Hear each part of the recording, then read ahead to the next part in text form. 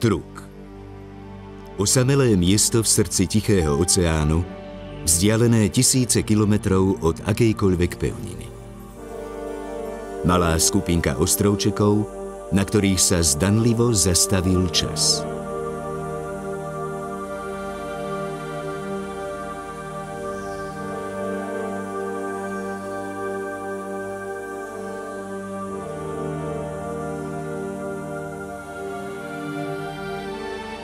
Avšak táto na prvý pohľad bezvýznamná lagúna, obkolesená prstencom koralových útesov, dodnes skrýva svedectvo dávnej tragédie, ktorá sa tu pred 60 rokmi odohrala. Práve tu, v jedno modré ráno 17. februára 1944, zasadilo námorníctvo Spojených štátov Japonsku nečakaný drvivý úder a úplne tak ochromilo jeho najobávanejšiu námornú základňu spolu s veľkou časťou japonskej flotily. Gibraltar Pacifiku prestal existovať.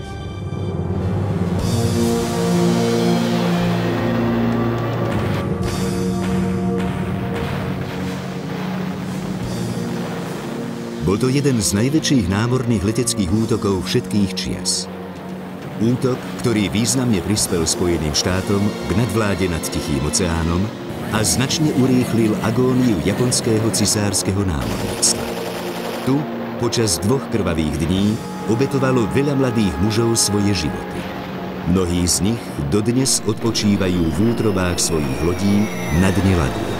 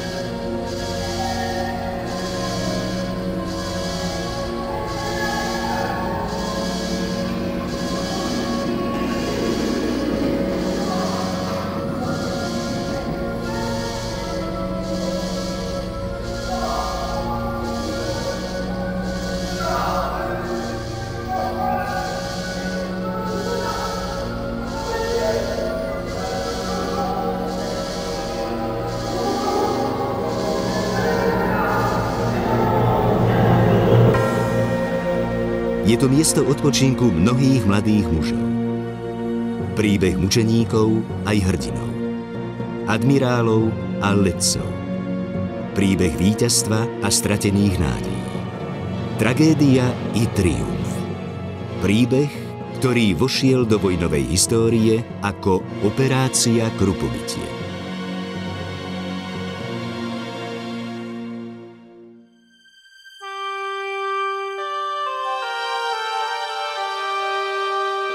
Truk. Je ťažké na tomto mieste ignorovať vojnovú históriu. Pozostatky dávnej japonskej prítomnosti možno badať prakticky všade.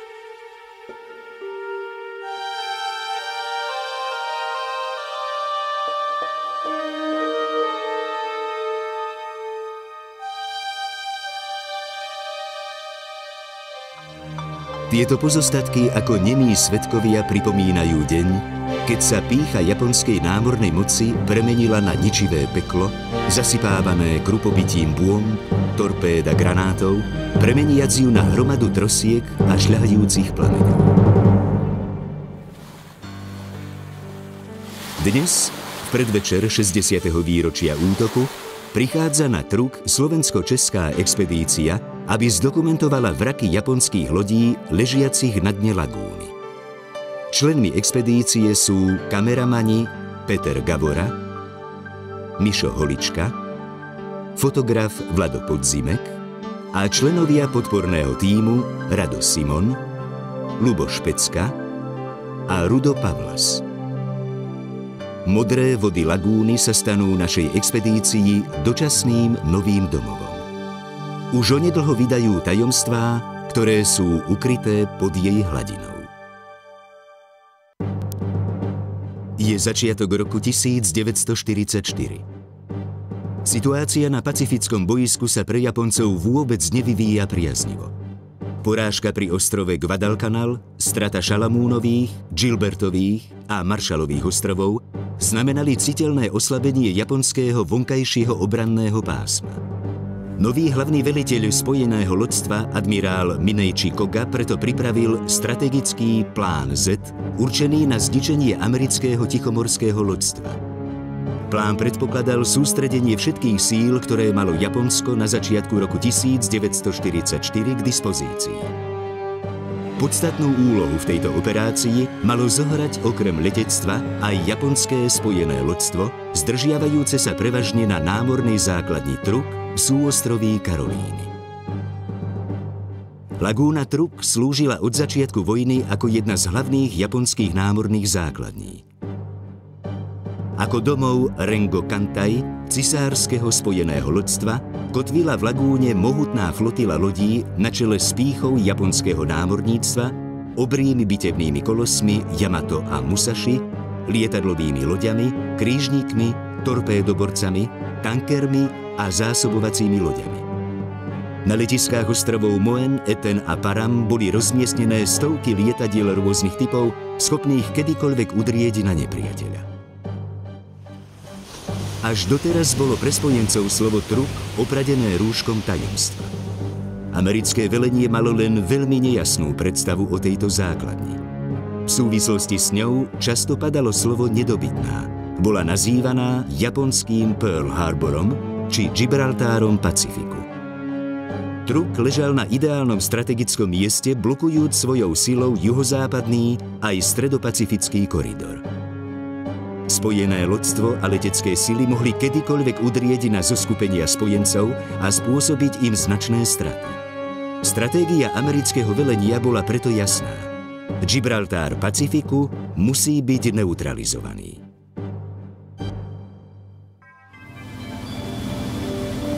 Je ráno a my vyrážame k ostrovu Dublon na severný cíp kotviska 4. flotily. Naším cieľom je vrak lode Nippo Maru. Táto 108 metrov dlhá nákladná loď, postavená v roku 1936 v lodeniciach firmy Kawasaki, slúžila na zásobovanie japonských námorných síl na základniach v západnom Pacifiku. Nippo priplávala s konvojom na Truk 10. februára 1944. Nad ránom 17. februára na ňu zaútočili strmhlavé bombardéry z lietadlovej lode Essex a zasiahli ju 3 500-litrovými bombami v strednej a zadnej časti lode. Po 2 hodinách márneho boja s plameňmi sa loď potopila aj s celým svojím nákladom.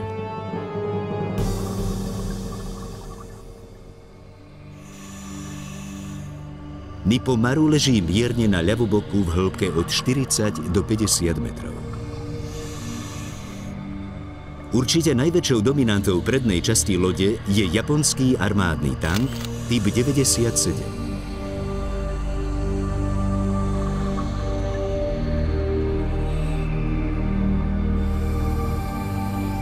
I napriek chýbajúcej hlavni a koralovému porastu si aj po 60 rokoch stále zachováva svoju majestátnosť.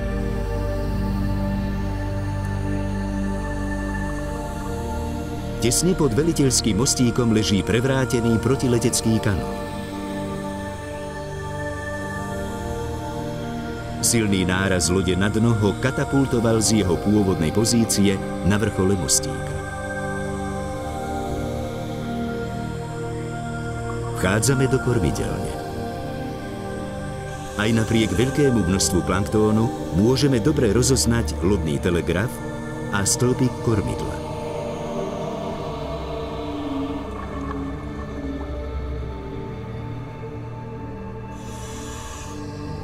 Opúšťame mostík a klesáme do útrop 3. nákladného priestoru. Tu, v hĺbke takmer 45 metrov, nás i napriek tajomnému šeru ohromí množstvo porozhadzovaného vojenského materiálu. Fascinovaní ticho plávame priestormi, kde sa kedysi ozýval hukot lodných turbín a volanie námorníkov.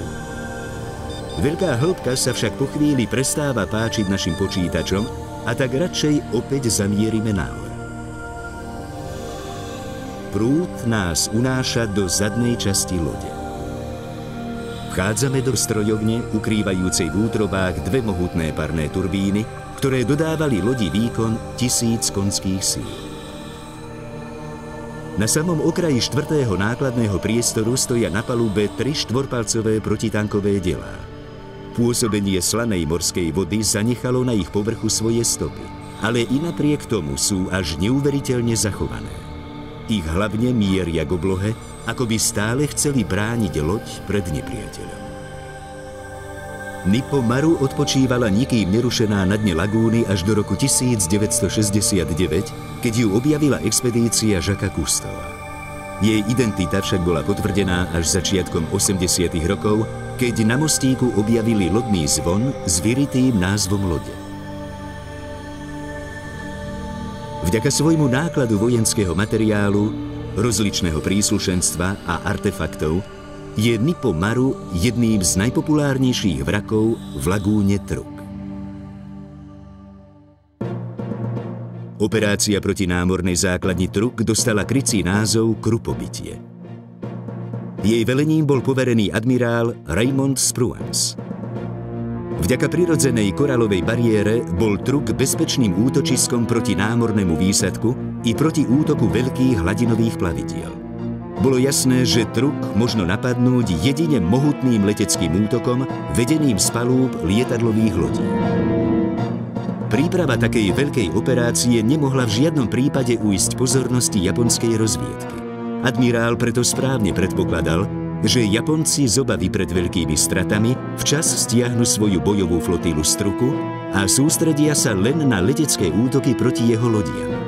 Stále však existovala určitá možnosť, že sa mu Koga so svojím spojeným lodstvom postaví na odpor. Z tohto dôvodu zostavil Spruance silný úderný zväz zložený zo 6 najnovších a najrýchlejších bitevných lodí, podporovaných flotilou krížnikov, torpédoborcov a ponoriek. Pod ich ochranou viezlo 9 lietadlových lodí na svojich palubách viac ako 500 lietadiel, predstavujúc tak hlavnú útočnú silu zväzu. Japonci nemali ani potuchu o hroziacom nebezpečenstve. Rutinné hliadkové lety nehlásili nič podozrivé. A tak velenie základne usúdilo, že prípadný americký útok sa neuskutoční skôr ako 21. februára. Bola to však chyba, za ktorú museli draho zaplatiť.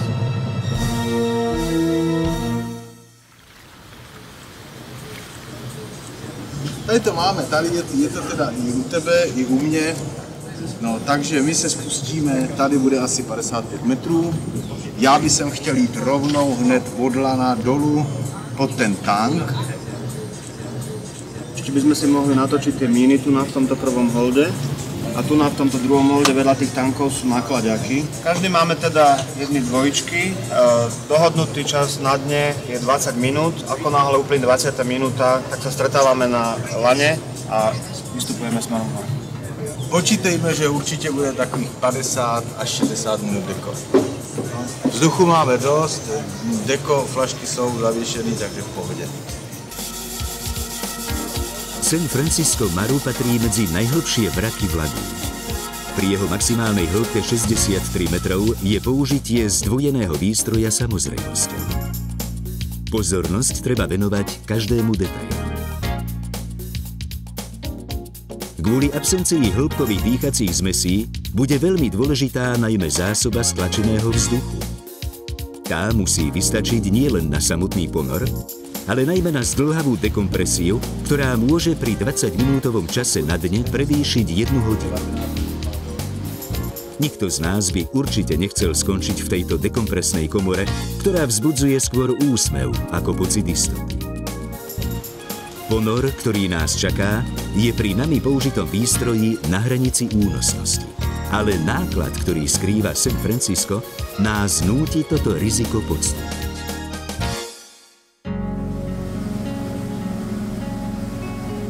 Opäť mierime k ostrovu Dublon na kotvisko 4. flotily k poslednému miestu odpočinku lode San Francisco Maru. A zda žiadna loď v lagúne neskrýva taký rôznorodý náklad ako práve tento vrak. Na truk priplávala 5. februára 1944 a zakotvila pri ostrove Dublon. I hneď sa stala cieľom intenzívnych útokov amerických bombardérov, no vďaka hrdinstvu posádky sa ju podarilo udržať na hladine. Až na druhý deň, po zásahu 6 500-librovými bombami, sa loď potopila spolu s 5 členmi posádky.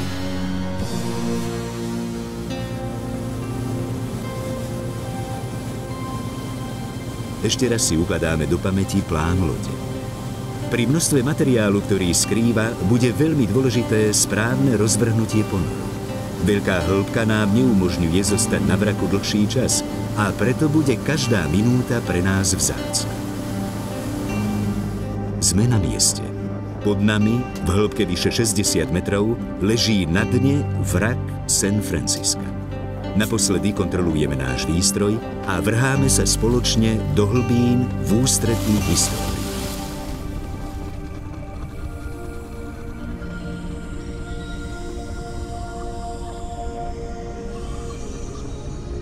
San Francisco spočíva v spriamene na morskom dne v hĺbke 64 metrov. Tak ako Nipo Maru, aj túto loď objavil počas expedície v roku 1969 francúzsky morský bádateľ Jacques Cousteau.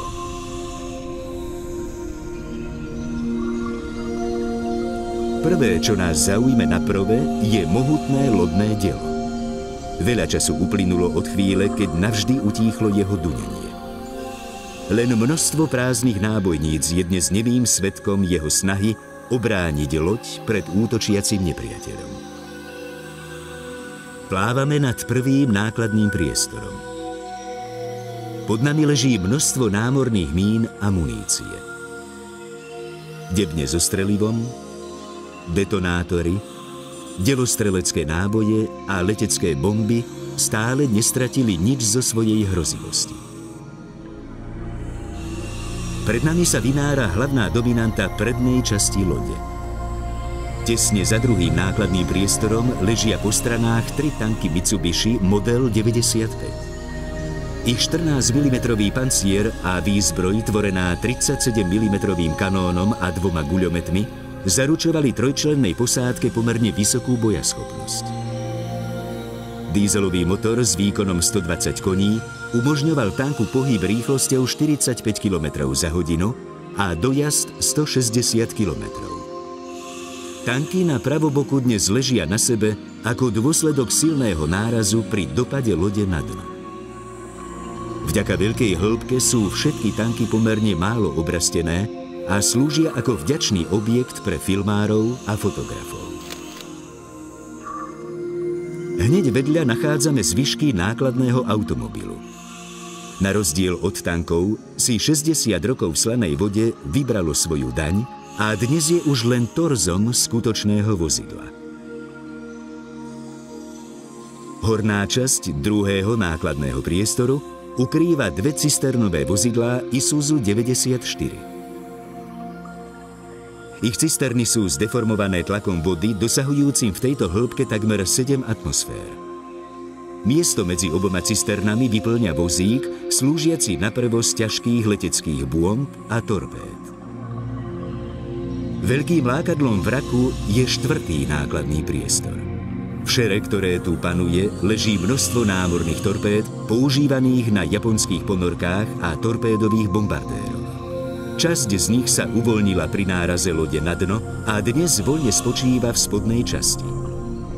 Pohľad na hlbinné nálože, míny a drevené debne obsahujúce výbušné hlavice torpéd, ktoré sa z bezpečnostných dôvodov prepravovali oddelene, nás natoľko fascinuje, že si vôbec neuvedomujeme, aká obrovská ničivá sila nás obklopuje.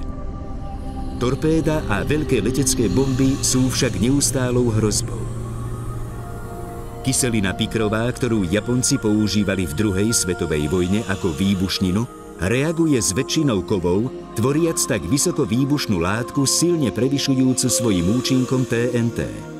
Pri výrobe sa preto musela venovať veľká pozornosť izolácii vnútorných priestorov torpédových hlavíc a bomb od ich kovových častí. Avšak 60-ročný pobyt v slanej morskej vode a korózia s veľkou pravdepodobnosťou spôsobili, že sa kyselina dostala do styku s kovovými časťami hlavíc. Akákoľvek manipulácia s nimi môže mať nedozierne tragické následky. Potápači musia byť preto veľmi opatrní a úplne sa vyvarovať akéhokoľvek kontaktu s muníciou. Polovica našich zásob vzduchu sa minula a my začíname pomaly stúpať k hladine. Silueta 117 metrov dlhej lode nám postupne mizne z očí. Začína sa takmer hodinová dekompresia. Množstvo dusíka, ktoré sa v nás počas 25-minútového ponoru nazbieralo, sa len pomaly uvoľňuje z našich tiel. Takmer bez pohybu sa vznášame nad vrakom San Francisca. Nikto z nás určite neľutuje námahu, ktorú podstúpil, aby na vlastné oči videl najzaujímavejší vrak v lagúne Truk.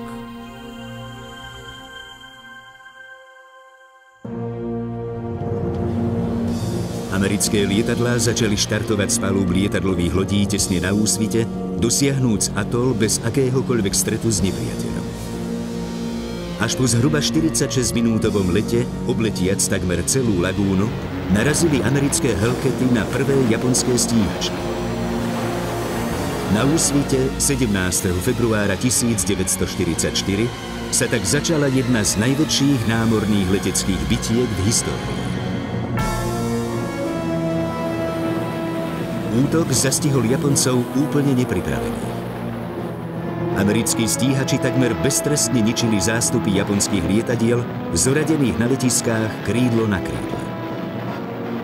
Japoncom, ktorým sa podarilo vzlietnúť, často chýbal dostatok munície a stávali sa tak ľahkou korisťou pre amerických pilotov. Pozemná protiletecká obrana sa prebudila neskoro na to, aby dokázala odvrátiť katastrofu. Japonský obranný systém úplne zlyhal. Už v prvý deň bojov ovládli americké stíhačky nebo nad lagúnou, robiac tak voľnú cestu vlnám strmhlavých a torpédových bombardérov. Počas 2 dní, 17. a 18. februára 1944, opakovane vzlietalo z palúb lietadlových lodí stovky lietadiel, rozosievajúcich skazu v japonských hradoch. Jedna vlna za druhou zaplavovala oblohu nad Trukom, zanechávajúc za sebou krupobytie granátov, bômb a torpéd. Straty Japoncov boli obrovské. Americké lietadlá potopili celkom 45 lodí s výtlakom viac ako 200 000 tón. 17 lodí bolo poškodených a vyradených tak načas z prevádzky. Vo vzduchu a na letiskách bolo zničených 270 z celkového počtu 365 lietadiel. 90% zásob pohonných látok bolo v plameňoch. Väčšina infraštruktúry základne, vrátane komunikačných zariadení, skladov dôležitého vojenského materiálu a potravín bola v troskách. Truk sa už nikdy neprebral z tejto agónie. Odrezaná od dodávok životne dôležitého materiálu a ponechaná na pospas osudu, živorila viac ako 38 000 členná japonská posádka až do 2. septembra 1945, keď na palube amerického krížnika Portland japonská delegácia na čele s vrchným veliteľom základne viceadmirálom Chuichim Harom a admirál George Murray podpísali jej bezpodmienečnú kapituláciu. Éra japonskej moci sa skončila. Z toho prvého ponoru je jasné, že tie lietadlá sa dajú robiť aj neskôr. Prvé, čo treba natočiť, je strojovňa, tá je dosť veľká. Na ľavej strane tá nástrojáreň, všetkými tými zariadeniami. Prípadne ísť dole, jak je ten telefón, ten komunikačný. Potom až sa vynoriť a prejsť dopredu tým lietadlám a tým náhradným dielom. Dobre, len Láďa a ty by ste mali byť za mnou, kvôli tomu, že tam je strašne hrubá vrstva sedimentu, takže ja pôjdem druhý za dive masterom. Nesmieme zabúdať ten sklad ešte. Je na strane taký perfektný sklad, police, sú tam rôzne náhradné diely, to by bolo treba zobrať. Tu nám vpredu na špici lode je 6-palcové dielo, otočené doprava a z druhej strany toho diela by mala byť tabuľka s výrobným štítkom. To dielo bolo vyrobené v roku 1899 nejakou britskou spoločnosťou a táto platnička by mala byť umiestnená presne tu na druhej strane toho diela. Nadišiel deň, ktorý určite netrpezlivo očakával každý z nás. Naša loď mierí k ostrovu Eten, kde odpočíva na dne a zdá najpopulárnejší vrak v lagúne Truk, Fujikawa Maru.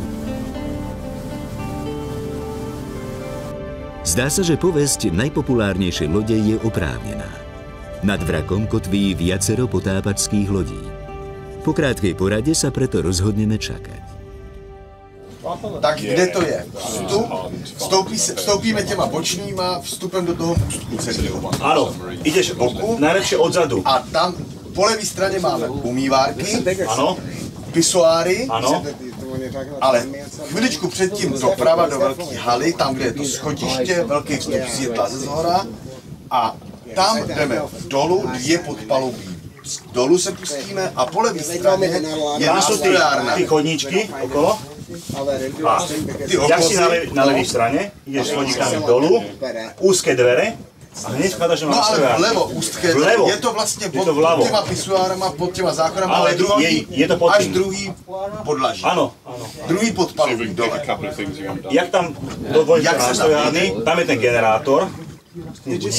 Ano, A okolo neho už uvidíš všetky to zariadenie. tady nafotím. Kde je ta telefonní budka? Úplně dolů. Ta je ještě jedno podpalubí dolů. O dvě dolů. Ještě další dvě podpalubí Ano. dolů.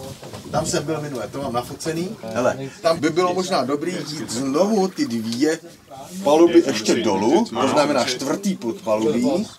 A kdyby si třeba si vlez do té budky a jakože telefonál. Doporučujem urobiť si to kolečko v tej nástrojárne, aby si pofotil a pofilmoval všetky tú techniku, ktorá tam je. Brusku, frézu, Stolní vrtačku vrtačku a sústup. a soustup. Ten soustup je nejzajímavější. Ten je krásný. Je takový monumentální. Potom je tam pong s dvoma dverákmi a s otvoreným šuflíkom, v ktorom sú tí ruční nástroje. Že bych si tam dopiloval ten svůj držák. Konečne sme sami a jeden po druhom sa ponárame pod hladinu lagúny.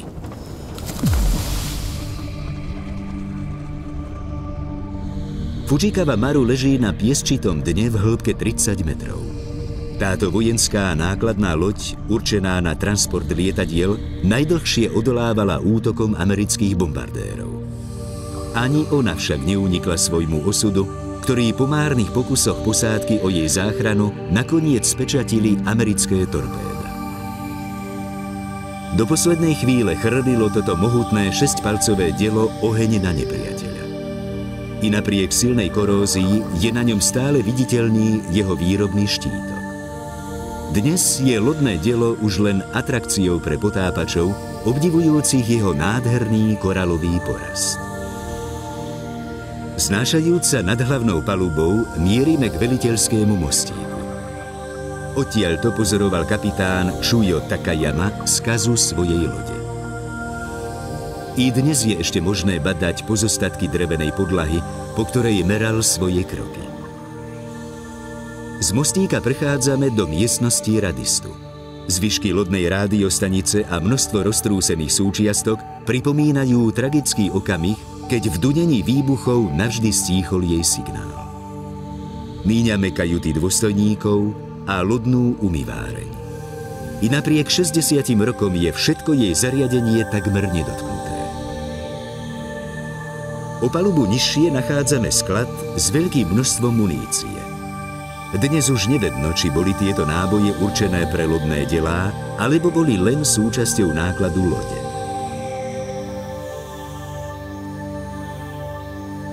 Sme v druhom nákladnom priestore. Pod nami, na jeho dne, ležia vraky stíhacích lietadiel Mitsubishi A6M.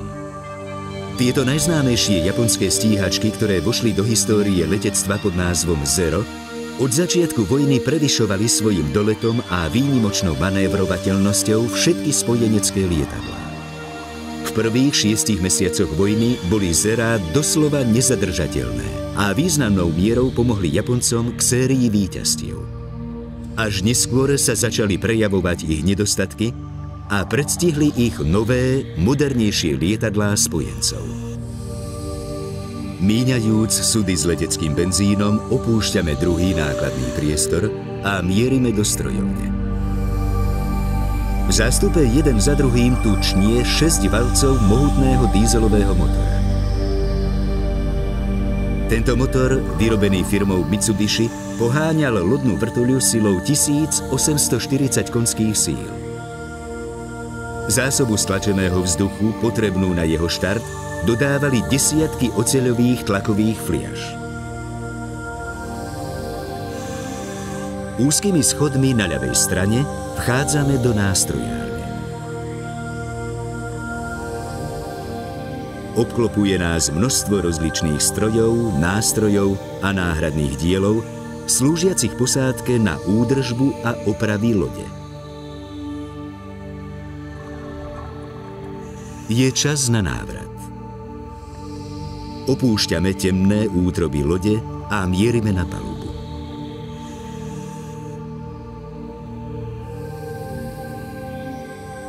Za 60 rokov sa Fujikawa premenila na nádhernú koralovú záhradu. Mäkké a tvrdé koraly, gorgónie, špongie, ústrice a nespočetné množstvo pestrofarebných rýb tu žijú v tichej symbióze. Plný dojmov obdivujeme tento farebný podmorský svet a ticho vzdávame hold všetkým členom posádky, ktorí naveky odpočívajú pod morskou hladinou.